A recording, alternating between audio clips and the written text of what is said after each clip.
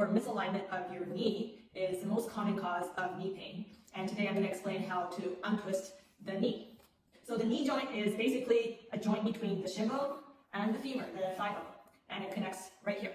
And what I mean by a twisted knee joint is when that tibia bone, the shin bone, and the femur doesn't really connect well. So the main function of the knee is basically bending your knee and extending your knee. So when that doesn't happen smoothly, there could be gradual wear and tear of the joint, creating knee pain, all that stuff. I'm not going into the causes of why that happens today, but I'm going to show you a very easy way to correct it. Now, doing this once won't correct it for your whole life. So if you do have some sort of knee pain, I do recommend doing this regularly until the symptoms settle or until you feel the knee is moving pretty good. So let's dive into it.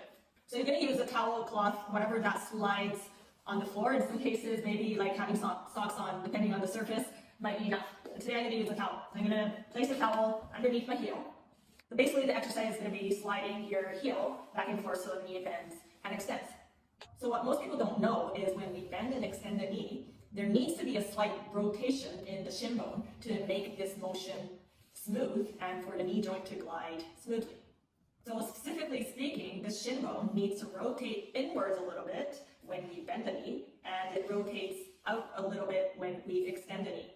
When that doesn't happen smoothly, there's going to be some stress buildup inside the knee joint. And most people's knees, and especially people with knee pain, are stuck in this externally rotated position. And when we bend our knees, that tibia doesn't really rotate. So in order to restore that, we're going to activate one specific muscle that is responsible for that tibial rotation. Okay, so that muscle is the inner hamstring muscle. So the inner hamstring muscle crosses the knee joint and attaches to the tibia, the shin bone. So we can consider that when this hamstring tendon becomes hardened, the hamstring muscle is activated, and that's what we're going to practice today. So in general, the hamstring muscles are responsible to bend the knee.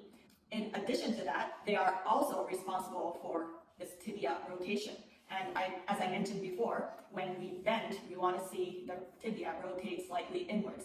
But as I also mentioned, most people's tibias become stuck in an externally rotated position. So just because you bend your knees, it won't rotate inwards naturally. So you're going to have to reinforce that. So if you can feel the tendons getting harder as you bend your knee, you've cleared the first step. And the second step is, as you bend the knee, I want to see if you can turn the toes inwards, but without bringing the knees with you. So you're going to pull your heel straight towards your bum without the knees caving in like this, okay? So if you're doing this correctly, you should feel that inner hamstring, this tendon, really, really, really being worked.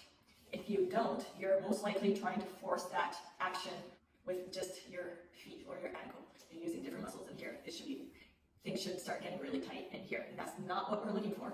Make sure you're using your hamstrings to internally rotate the shin bone, okay?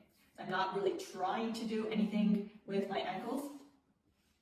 My toes facing in is a result of my tibia rotating inwards, therefore my whole feet is turned in, okay? And as we extend the knee again, the toes can face straight again. So if you get the hang of how to activate the inner hamstrings to internally rotate the tibia, repeat this for about 10 times. You can also stop here, pause for about 3 seconds, really feel that inner hamstring tendon, make sure it's hard, and then you can come back. And this is how we untwist our knees. Now, if this position is hard for your low back, you can do this by leaning on something. That will take the load off of your low back. Or you can also look for a surface like this, which is also easier on your low back. I hope this was useful, and let me know if you have any questions.